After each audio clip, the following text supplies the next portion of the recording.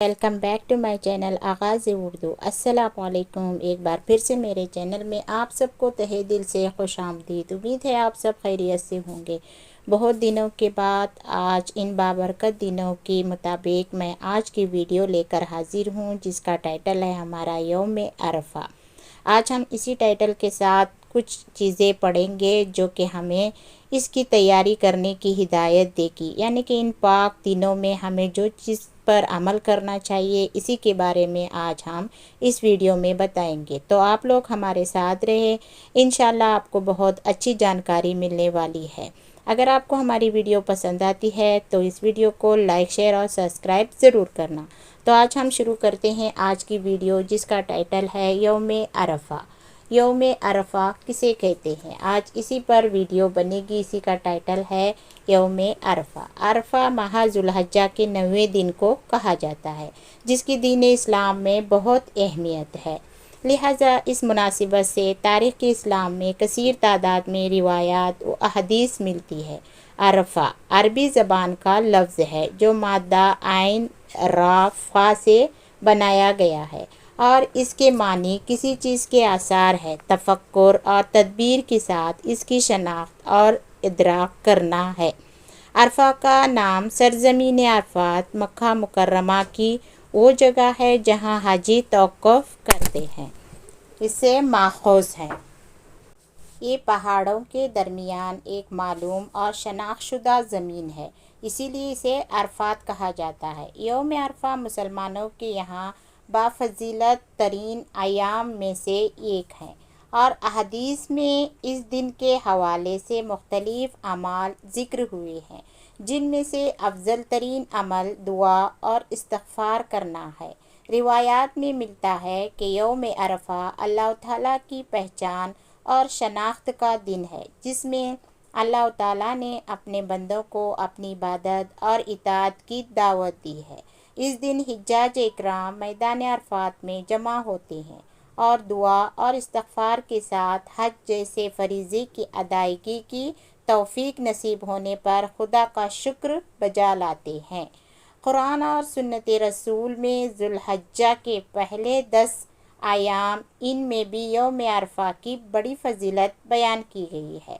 लिहाजा एक अक्लमंद इंसान के लिए ज़रूरी है इन दिनों को ज़ाया न करे, अपने लिए आखिरत की ज़ाद राह तैयार करे।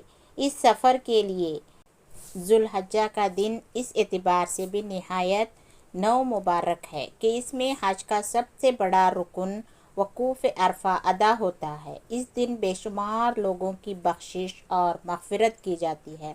अल्लाह हमारी भी मग़फ़िरत फ़रमाए, आमीन। मगर अल्लाह ताला ने इस दिन की बरक़ात से गैर हाजियों को भी महरूम नहीं फ़रमाया, यानी जो हज पे नहीं गए हैं उनको भी इस चीज़ से अल्लाह ताला ने महरूम नहीं रखा। इस दिन रोज़े की अज़ीम उल शान फ़जीलत मुकर्रर करके सबको इस दिन की फ़जीलत से अपनी शान के मुताबिक मुस्तफ़ीद होने का मौका इनायत फ़रमाया। यानी ये जो इबादत की जो भी हमें सवाब मिलेगा वो सिर्फ़ हाजियों के लिए नहीं बनाया अल्लाह ने, बल्कि जो आम इंसान है जो हज पर नहीं गए, अपने अपने घरों में बैठे, उनके लिए भी अल्लाह ने ये फ़जीलत दी है। अरफात की वजह तस्मिया के मुतालिक बहुत से अक़वाल हैं, जिनमें से 3 को उलमाए किराम ने बतौर ख़ास बयान फरमाया है। हज़रत इब्राहीम अलैहिस्सलाम को 8 जुल्हज्जा की रात ख्वाब में नज़र आया कि वो अपने बेटे को ज़बह कर रहे हैं, तो इस ख्वाब को अल्लाह ताला की तरफ से होने या न होने में कुछ तरवीत हुआ।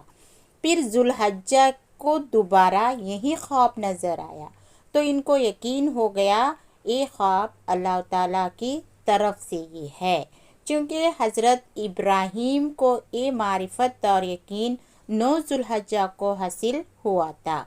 इस वजह से 9 जुल्हज्जा को यौम अरफा कहते हैं।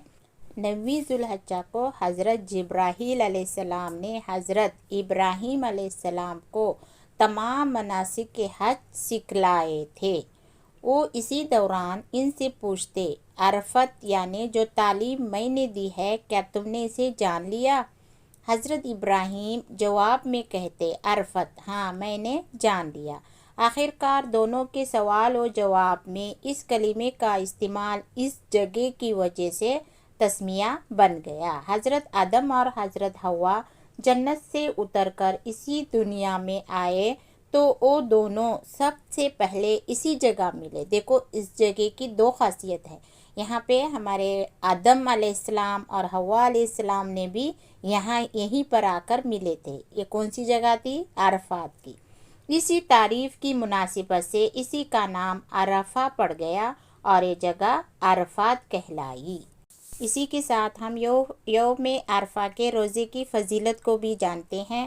9 ذو الحجہ کو یوم عرفہ کہا جاتا ہے۔ اسی دن حجاج اکرام میدان عرفات میں وقف کرتے ہیں، یعنی وہ پورا دن میدان عرفات میں لگا دیتے ہیں، جو بھی حاجی لوگ حج پر جاتے ہیں وہ لوگ۔ اس دن وہاں حاجیوں کے لیے روزہ رکھنا ممنوع ہے، البتہ غیر حاجیوں کے لیے اس دن کا روزہ انتہائی فضیلت کا عامل ہے، یعنی کہ جو حج کر رہے ہیں ان کے لیے یہ روزہ ممنوع ہے، اور جو غیر حاجی ہیں یعنی کہ جو حج پر نہیں جا چکے ہیں ان کے لیے انتہائی فضیلت کا حاصل ہے۔ حضرت ابو انصاری رضی اللہ تعالی عنہ سے روایت ہے، رسول اللہ صلی اللہ علیہ وسلم نے اسے عرفہ کے دن کے روزے کے بارے میں دریافت کیا گیا تو آپ صلی اللہ علیہ وسلم نے فرمایا، مجھے اللہ سے امید ہے کہ وہ پچھلے سال اور آنے والے سال کے گناہوں کا کفارہ بن جائے گا۔